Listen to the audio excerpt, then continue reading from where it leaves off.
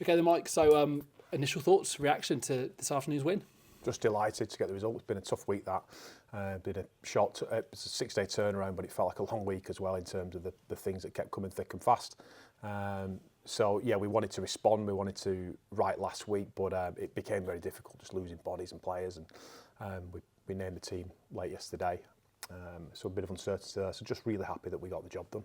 I think it was 8 changes from the match day 18 from last weekend, and I think for any squad that's a huge amount of change. So the boys that have come in today, it was an opportunity for them, and they must have impressed you as well. Yeah, 8 changes is ridiculous, isn't it? So it was always going to destabilise us, but we knew it was going to be incredibly hard to score tries in corners off nice shapes and timing. We knew it was going to be extremely clunky and disjointed. We knew that defensively we might get compromised through a little bit of new combinations in there as well. But as it was, they only scored off an interception. So we're back to where we were defensively. We were pretty good there, and we knew that if we got our energy right and intensity right and our mentality right, that we'd fall over the line really. And that's exactly how it unfolded. I mean, I know it's always really important to start well, but even more so perhaps today. Yeah, absolutely. Just to single a couple of players out really. Stocky was possibly his best game for us. That he really had to stand up this week in the middle there. Obviously we lost Lewis and no Sid and a couple of Wigan boys and Keane, Taylor, Lucas. It was a complete change in terms of the pack, so he was incredible. That 30-minute spell he put together was almost flawless.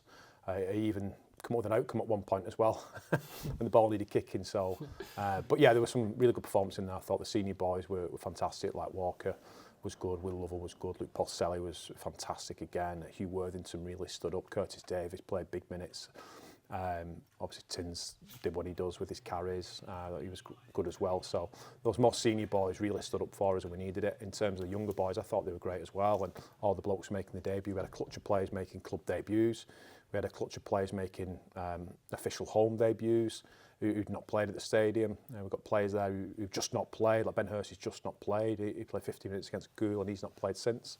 Played 80, Chris Ball's just not played against Gould and not played since. Jensen Binks, a special mention to him. I think he was absolutely fantastic. Binks is a player who's come through our system, but he's come through a broken system through the COVID era, and then the era where academy wasn't week to week and he's just not played the games. So I think he's got a big future. He's obviously got an opportunity a lot earlier than we'd planned. He's still learning, but I think some of the things he did today were fantastic. And the amount of London boys at there today was brilliant. Yep, Hugh? So after that start, too very early, because I was probably enough looking at what I wrote after the Dewsbury game, too early tries, early opportunity, didn't then perhaps, was it perhaps inevitable given those limitations on the team that it wasn't going to be possible to build on it in quite the same way? A little bit. It was never going to be a clean game, that, in terms of what we were going to do with the ball. Our attack was always going to be off, if you like, and then exactly the same as Dewsbury and Gould.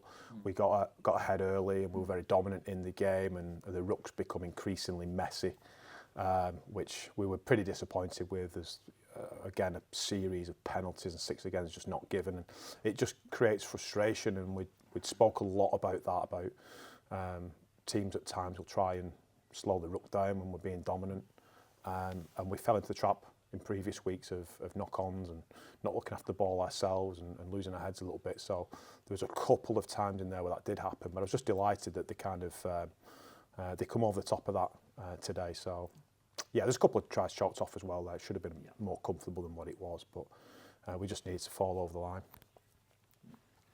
Something else, 4020 magazine, there's talk of a big announcement this month.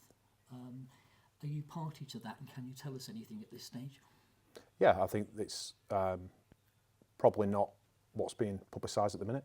There's still a lot of work to do around that. It's taking its time. It's probably nowhere near what's been mooted at the minute, and it's probably been a bit unfair on a few of the parties that have been linked with it. The Broncos got linked with us and had to distance themselves from it, and it's the same with a couple of other clubs as well. So I'm not sure exactly where some of the stuff's coming from. There is absolute substance to some of it, but we probably just need to manage expectation around that, because there's some parts of that just not correct.